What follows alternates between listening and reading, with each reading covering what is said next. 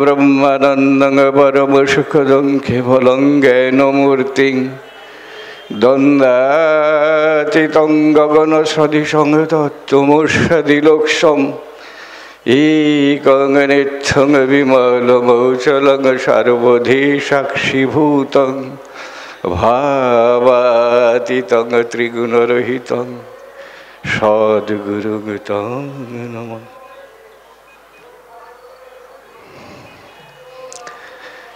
परम आराध्य श्री श्री ठाकुर महाराज, पूजनीय महंत महाराज, त्यागी सन्यासी ब्रह्मचारी बिंदु एवं ठाकुरेर प्राणप्रिय शिष्य शिष्या ओ भक्तगण, आपनादेर सकलकेई जानाई तथा 109तम सार्वभौम भक्त सम्मेलनेर जय गुरु सम्भाषण।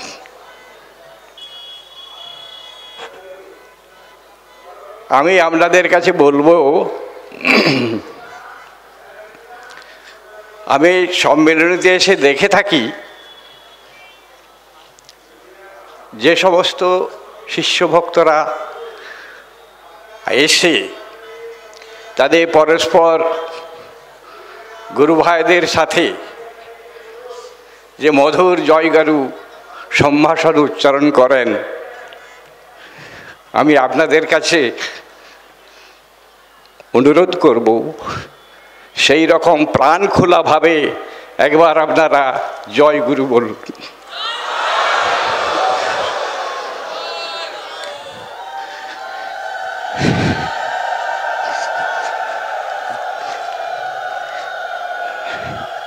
এইটাই ঠাকুর চেয়েছিলেন,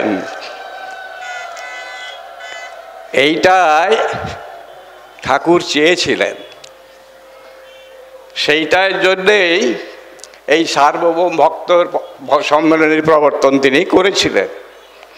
যে আমিও দেখে থাকি এই যে এখানে এসে আপনারা যেভাবে প্রাণ খোলাভাবে জয়গুরু করেন, বাড়িতে গুরু ভাইয়ের সাথে দেখা হয়, কিন্তু তাদের সাথে কি সেইভাবে প্রাণ খোলা হয়?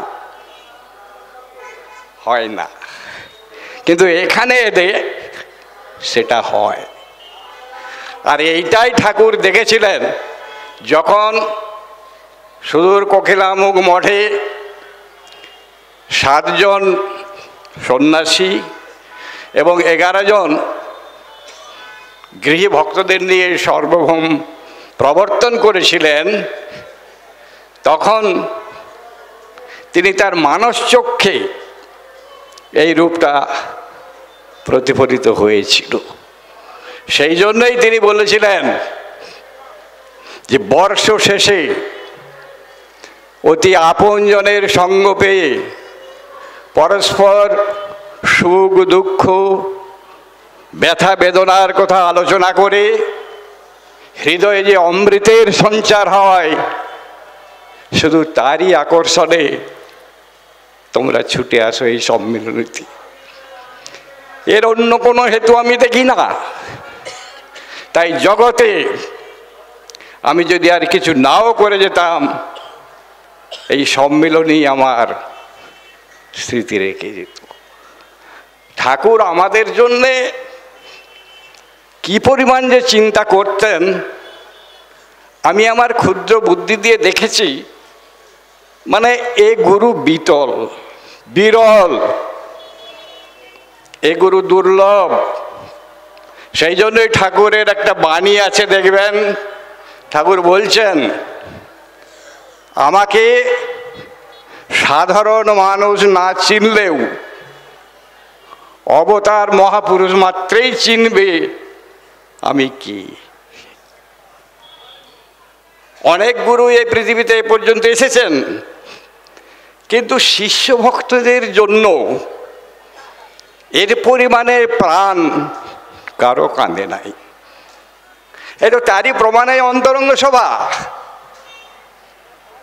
এই যে অন্তরঙ্গ সভায় আজকে আমরা সকলে সমবেত হয়েছি, এটি ঠাকুরেরই প্রবর্তিত।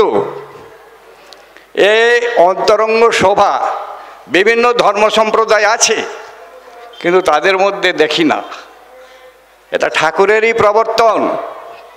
এবং এই অন্তরঙ্গ সভাতে আপনারা যদি পরস্পর গুরু ভাইয়ের মধ্যে অন্তরঙ্গ হতে পারেন, আর আপনাদের কিছুই করতে হবে না। এর দ্বারাই আপনারা ভবনদী পেরিয়ে যেতে পারবেন। কালকে আমাকে একজন ভদ্রমহিলা বলছিলেন যে দেখুন, আমি ঠাকুরের দীক্ষা নিয়ে জপধ্যান করার চেষ্টা করছি, কিন্তু ঠাকুরের মূর্তিটা আসছে, আবার কিছুক্ষণ পরে ভেসে যাচ্ছে, আবার হয়তো কিছুক্ষণ পরে এলো, আবার চলে গেল। তো এটা কি করে করা যায় বলুন দেখিনি আমাকে। আমি যে আপনার বয়স কত হলো? না, বয়স তো প্রায় 50-55 নাকি বললেন। তা আমি বলি শুনুন, আমাদের ঠাকুর বলছেন, বা এটা আমরাও জানি, যে কিছু অর্জন করতে গেলে, নতুন কিছু সঞ্চয় করতে হলে 1 থেকে 40 বছর পর্যন্ত সেটা সীমাবদ্ধ। তারপরে হয়ে গেলে নতুন করে আর কিছু সংযোজন করা যায় না। যেমন আপনারা দেখে থাকবেন, যারা কৃষক তারা তো জানেন, গরু যদি খুব বেশি খেয়ে ফেলার পরে কি করে? জাবর কাটে, খাবারটাকে বার করিয়ে এনে আবার জাবর কাটে, আবার ঢুকিয়ে দেয়, আবার জাবর কাটে। সেই রকম একটা মানুষ 1 থেকে 40 বছর পর্যন্ত যে সমস্ত কর্মগুলো করেছে সেইগুলোই তার মনের মধ্যে প্রতিফলিত হবে। কাজে নতুন করে কিছু করা যায় না। আর ঠাকুর তো বলছেন অত কিছু করার দরকার নাই, দুবেলা আমার নাম নেবে আর নিশ্চিন্তে তোরা সংসার করে যা। অভয় বাণীর মধ্যে বাণীগুলো দেখবেন, বাণীগুলোকে আপনাদের খুব সহজ মনে হয়, কিন্তু না, সহজ নয়। এইভাবে নির্ভর না হতে পারলে হবে না। আর ঠাকুর এই যে সার্বভৌম করলেন, এর উদ্দেশ্যই হচ্ছে যে আপনাদেরকে কি করে সহজে সেই অবস্থায় নিয়ে যাওয়া যায়, তারই প্রচেষ্টায় এই সার্বভৌম। আর এই সম্মেলনের উদ্দেশ্য সম্পর্কে ঠাকুর নিজেই বলে গেছেন যে এই সম্মেলনের উদ্দেশ্য হচ্ছে মূলত 3টি: আদর্শ গার্হস্থ্য জীবন গঠন, সঙ্ঘ শক্তির প্রতিষ্ঠা এবং ভাব বিনিময়। কিন্তু এটা যদিও তিনি বলেছেন, কিন্তু আমি আমার ক্ষুদ্র দৃষ্টি দিয়ে দেখছি যে ঠাকুর এই যে আপনাদের সার্বভৌম ভক্ত সম্মেলনী প্রবর্তন করলেন, এর বিশাল অর্থ, এর অর্থের শেষ নাই। এটা এমনই একটা জিনিস, একে ভাষায় ব্যক্ত করা আমার মতো ব্যক্তির পক্ষে সম্ভব নয়। আমি আমার ক্ষুদ্র বুদ্ধি দিয়ে যতটুকু দেখেছি, বা ঠাকুর যখন এই সার্বভৌম প্রবর্তন হয়নি, ঠাকুরের চিন্তা সবসময় থাকতো যে কি করে। আর ঠাকুরের তো ইচ্ছাই ছিল না গুরিগিরি করার। ঠাকুর যখন সাধনায় সিদ্ধি লাভ করার পর ঠাকুর গারোহিলে গিয়ে একটা বাচ্চাদের স্কুল করেছিলেন। সেই স্কুলে ছেলে মেয়েদের পড়াতেন, আর রাত্রে তিনি তার ভাবে বিভোর হয়ে থাকতেন। প্রেম সাধনা করে যে সিদ্ধি লাভ করে তিনি কখনো হাসতেন, কখনো কাঁদতেন। সেখানকার লোকগুলো বলতো যে এটা পাগলা ঠাকুর। হ্যাঁ, তো ঠাকুরের গুরুদেব তিনি ওই গারোহিলে গিয়ে ঠাকুরকে ধরে নিয়ে এলেন যে না, তোমাকে গুরুগিরি করতেই হবে। তো ঠাকুর গুরুর আজ্ঞা শিরোধার্য করে গুরুগিরি করতে এলেন বটে, কিন্তু তার অহরহ চিন্তা কি করে, কিভাবে ভক্তদের সহজে সেই অবস্থা নিয়ে যায়, তারই চিন্তায় তিনি বিভোর থাকতেন। তার একটা উপমা দিলে আপনারা বুঝতে পারবেন যে ঠাকুর আমাদের জন্য কীরকম চিন্তায় তিনি মগ্ন থাকতেন। এক শিষ্য ঠাকুরকে চিঠি লেখে, সে চিঠি লেখে ঠাকুরকে বলছে, আপনার দীক্ষা নেওয়ার পর আমার এই নানা রকম দুঃখ জ্বালা যন্ত্রণা বেড়েইছে, হ্যাঁ, এর থেকে আমি তো মুক্ত হতে পারছি না, কী করে কি হবে আপনি বলুন। তখন ঠাকুর বলছেন, আমি তোমাদের শত্রু নই, আমি তোমাদের শত্রু নই। এই যে তোমরা দুঃখ কষ্ট পাচ্ছ, এটা তোমাদের কৃতকর্মের ফল। ঠাকুর বলছেন তখন সেই শিষ্যকে, কিভাবে বা কোন পথে পরিচালিত করলে তোমাদেরকে আমি সেই অবস্থায় নিয়ে যেতে পারবো, সেই চিন্তাতেই আমি ব্যস্ত। তদুপরি তোমাদের অত্যাচার। যাই হোক, ভালো থাকো, এছাড়া আমি তো আর কিছু করতে পারি না। তাহলে এইখান থেকেই আমি পেয়েছি যে ঠাকুর আমাদের মুক্তি মোক্ষকে কিভাবে সহজে সেই অবস্থায় নিয়ে যাওয়া যায়, সেই দিনটা তিনি অহরহ ব্যস্ত থাকতেন। কোনো গুরুকে কি দেখেছেন যে শিষ্যদের জন্য এইভাবে তার প্রাণ কাঁদা? তো তিনি এই সার্বভৌম করেই তিনি ইউরেকা বলে চেঁচিয়ে উঠলেন, অর্থাৎ পেয়ে গেছি পথ। তার কারণটা আমি বিশ্লেষণ করে আপনাদের বুঝিয়ে দিচ্ছি। এই যে আপনাদেরকে আমি জয়গুরু করতে বললাম, প্রাণ খোলা জয়গুরু, হ্যাঁ, জয়গুরু যদি প্রাণ খোলাভাবে করতে পারেন, বা গুরু ভাইকে দেখে যদি হৃদয়টা আনন্দে মেতে উঠে, এখানে আমি দেখি সব ভক্তদের মধ্যে একটা প্রাণ খোলা ভাব, আনন্দ। এই আনন্দ যখন মানুষের আসে অন্তঃকরণে, তখন এই অন্তঃকরণের মধ্যে যে সমস্ত বাসনা কামনামূলক চিন্তাগুলো আছে সেগুলো অপসারিত হয়ে যায়। আপনারাই তো বলেন যে সম্মিলনে এই 3 দিন এলে বাড়ির কথা মনে থাকে না, বাড়ির চিন্তাই আসে না। এটা তো ঠিক। তার কারণ হচ্ছে কি, তা ঠাকুর এখানে স্বয়ং উপস্থিত। তিনি উপস্থিত থেকে আপনাদের ভিতরে এই আনন্দের সঞ্চার করে দিচ্ছেন, যাতে করে আপনার ভিতরের যে বাসনা কামনামূলক চিন্তা সেগুলো অপসারিত হয়ে যাচ্ছে। অপসারিত হয়ে গিয়ে হৃদয়টা ফাঁকা, স্বচ্ছ, নির্মল হয়ে যাচ্ছে। আর হৃদয়টা যত স্বচ্ছ নির্মল হবে, তত ঠাকুর আপনাকে কৃপা করার সুবিধা পাচ্ছেন, রাস্তা পাচ্ছেন। ঠাকুরের একটা বাণী আছে না, ঠাকুর বলছেন, তোরা যদি বাজে জিনিস দিয়ে হৃদয় ভরে রাখিস, আমি বসবো কোথায়? আমার জন্য একটু জায়গা রাখিস। তো আমাদের এই বিষয় বাসনা চিন্তায় আমরা জপ ধ্যান করতে পারবো না। জপ ধ্যান করতে গেলে মন 1000টা চিন্তা এনে ভরে দিবে। প্রাণ খুলে আপনি জয়গুরু বলুন, অন্তরটাকে শুদ্ধ করুন। ঠাকুর আপনার ভিতরে থেকে আপনার জন্ম জন্মান্তরের যে সমস্ত কর্মের পুঞ্জীভূত সংস্কারগুলো রয়েছে সেগুলোকে ঠাকুর কাটিয়ে দিচ্ছেন। এই জন্যেই আমি বলি আপনাদের যে আপনারা কিছু করতে পারেন আর না পারেন, আপনারা সার্বভৌমে অতি অবশ্যই যোগদান করবেন। এই সার্বভৌমে যোগদান করলে ঠাকুরের কাজ করার সুবিধা হচ্ছে। আপনার হৃদয়ে বসে আপনার কর্মগুলোকে কাটিয়ে দিচ্ছেন। আমাদের কত জন্মের যে পুঞ্জীভূত সংস্কার রয়েছে সেটা তো আমাদের জানা নাই, যার ফলেই তো আমাদের এই অবস্থা।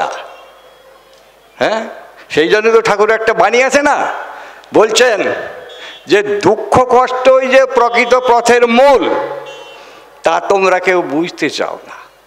কারণ যে সমস্ত কর্মগুলো আমাদের মধ্যে রয়েছে, সেই কর্মগুলোই তো আমাদের দুঃখ জ্বালা যন্ত্রণা দেয়। অনেকে বলে থাকে যে মহারাজ, এই জন্ম তো আমি কিছু করিনি, তথাপি আমার কেন এরকম হচ্ছে। আমি বলছি, আপনি এই জন্মটাই জানেন? আপনি পূর্বজন্মে কি করেছিলেন তা কি জানেন?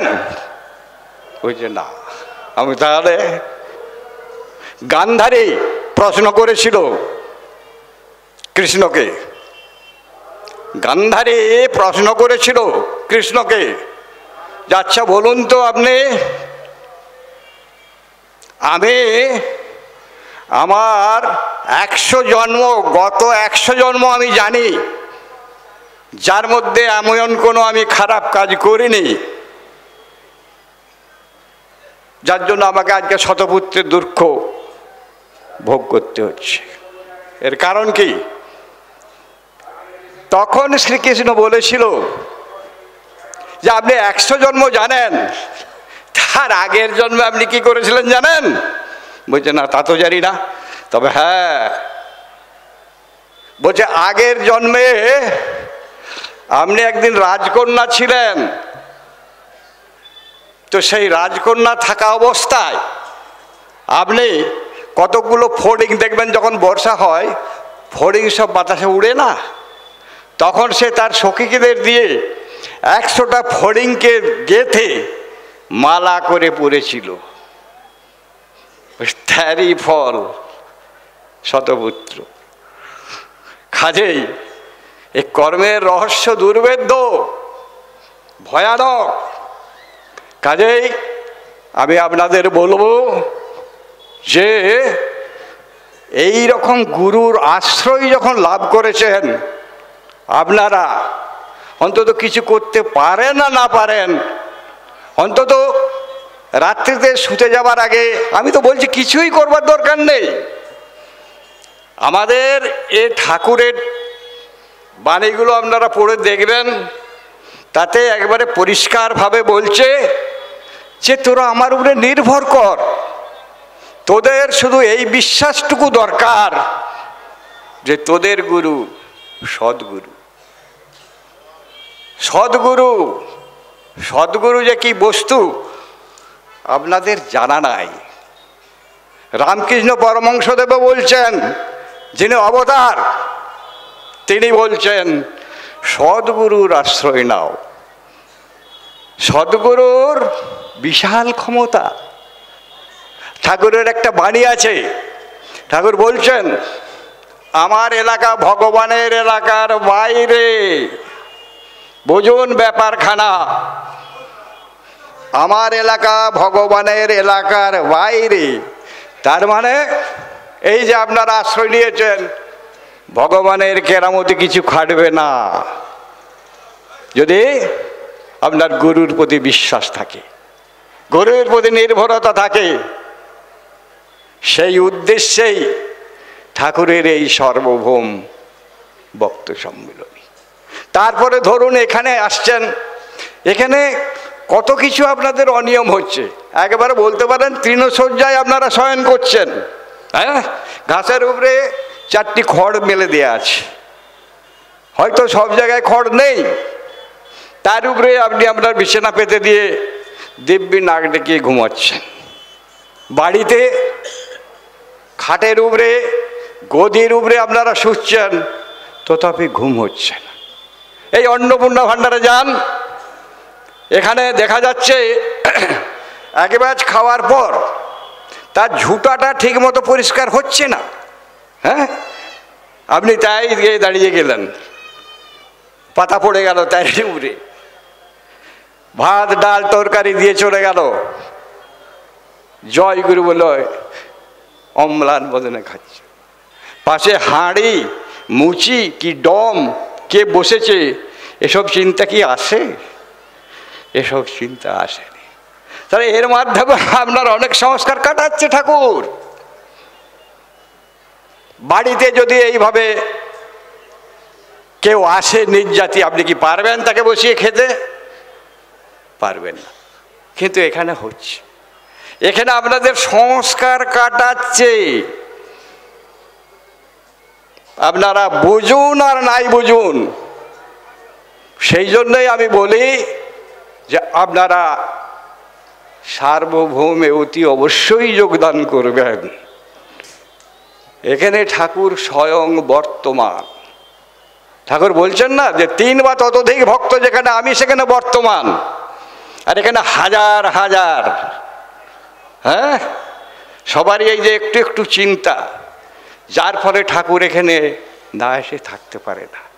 আমি দেখি এই যে কালকে অধিবাস কীর্ত হলো, নগর পরিক্রমা হলো, কি উদণ্ড নৃত্য, একটা কৃত্রিম নৃত্য আর উদণ্ড নৃত্য বোঝা যায়।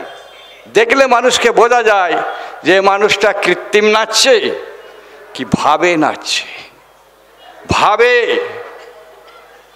ভাবে নাচাচ্ছে। এখানে ঠাকুর স্বয়ং আছে।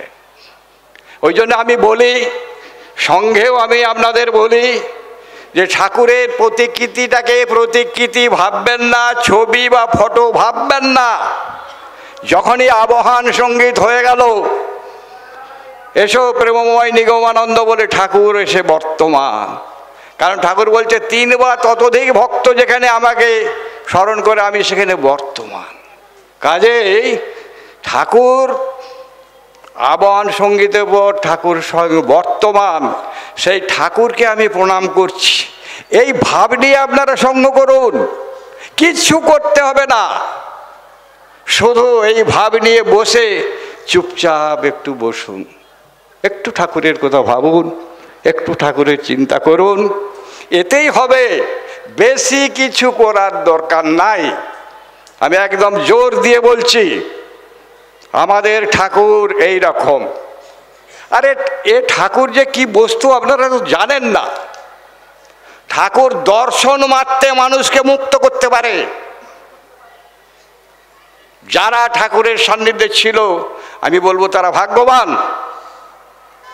ঠাকুর দর্শন মাত্রে মানুষকে মুক্ত করতে পারেন। আমি তারই একটা প্রমাণ দিচ্ছি আপনাদের সামনে। আমাদের একজন মহারাজ, তিনি গেলেন হরিদ্বারে, বুঝতে পেরেছেন? তা হরিদ্বারে গিয়ে তিনি বলছেন যে উপদেশের নিয়ম হচ্ছে যে গেলে, যেমন আমাদের দেশে আশ্রমের অধ্যক্ষ, ও দেশে হচ্ছে মণ্ডলেশ্বর। তো ও দেশের নিয়ম হচ্ছে আগে গিয়ে মণ্ডলেশ্বরকে প্রণাম করতে হবে, তারপরে বলতে হবে যে আমি 2 দিন থাকবো কি 3 দিন থাকবো। কিন্তু আমাদের যিনি গেছিলেন মহারাজ, তিনি প্রতিজ্ঞা করেছিলেন যে আমি ঠাকুরের কাছে মাথা নুয়েছি, মাথা বিকিয়েছি, আমি আর কার উপায়ে মাথা নত করব না। তো তিনি সেখানে গিয়ে এমনিভাবে প্রণাম করেছেন।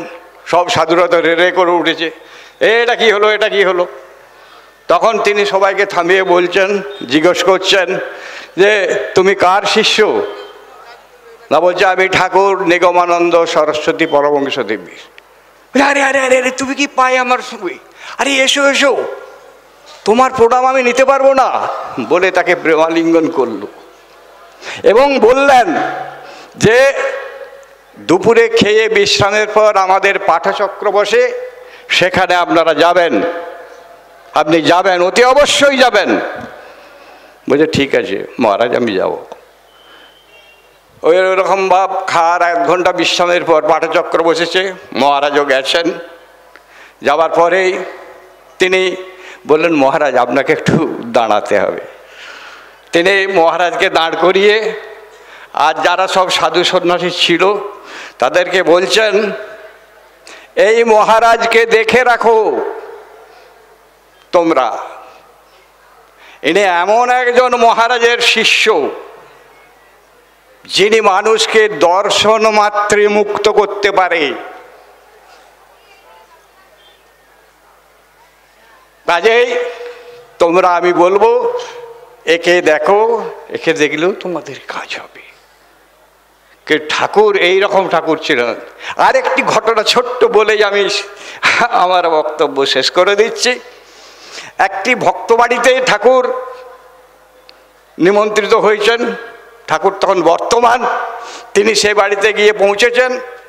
তো পৌঁছাবার আগে সেই বাড়ির ভদ্রমহিলার একটি বাচ্চা শিশু ছিল। সে হামাগুড়ি দিত, চঞ্চল তো, দুষ্টু।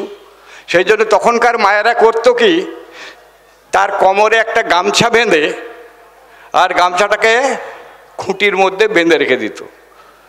তাকে বেঁধে রেখে দিয়েছে, বেঁধে রেখে দিয়ে এবারে সে তার ঠাকুরের কাজ করছে, কারণ ছেলেটা ছুঁয়ে দিবে, ঠাকুরের জিনিসগুলো সব নষ্ট হয়ে যাবে। তো মা সেই তাকে বেঁধে দেখে আর তার কাজ করছে। এখন ঠাকুর এসে গেছে, ঠাকুর এসে গেছে, এবারে খোল করতাল নিয়ে সব ঠাকুরকে নিয়ে আনন্দ করছে, জয়গুরু নাম করছে, বুঝতে পেরেছেন। কিন্তু দেখুন সেই বাচ্চা শিশুটা তখন তার সেই আধো আধো কথা বেরিয়েছে। সে তখন বলছে ওথাতুল ওথাতুল, মানে ঠাকুর উচ্চারণ হচ্ছে না। ওথাতুল ওথাতুল মোকে বাঁধিলে, মানে আমাকে বেঁধেছে। ওথাতুল ওথাতুল মোকে বাঁধিলে, একা যায় সে বলে চলেছে। আর দেখুন এত গণ্ডগোলের মধ্যেও ঠাকুরের দৃষ্টি সেই ছেলেটির দিকে গেল। সরল শিশু, মনে কোনো কপটতা নেই, ঠাকুরকে আকুলভাবে ডাকছে, ওথাতুল ওথাতুল আমাকে বাঁধিলে। ঠাকুর সমস্ত ছেড়ে দিয়ে সেই ছেলেটার কাছে এলো, এসে ছেলেটার বাঁধনটা খুলে দিল এবং বাঁধনটা খুলে দিয়ে সে তার মাকে ডেকে বলছে, আমি এর বাঁধন খুলে দিলাম, তুমি আর কোনোদিন একে বাঁধবে না। তা আমি দেখছি যে তার এই ভব বাঁধনই খুলে দিলেন, কারণ দর্শন মাত্রেই তিনি মুক্ত করতে পারেন। আর ওই ছোট্ট শিশুর উপরে ঠাকুরের দর্শন পড়েছে। তা আমি দেখছি তার ভববাধি কাটিয়ে দিলেন ঠাকুর। এহেন ঠাকুরের আপনারা আশ্রয় নিয়েছেন, কাজেই আমি বলবো যে ঠাকুরের প্রতিকৃতি ভাববেন না। ঠাকুর আছেন, উড়িয়া ভাষায় আপনারা বলেন ঠাকুর অছন্তি কাইকি নাহান্তি, ঠাকুর অছন্তি। এই ভাব নিয়ে আপনারা চলুন, আর কিচ্ছু করতে হবে না। জয় গুরু, জয় গুরু, জয় গুরু।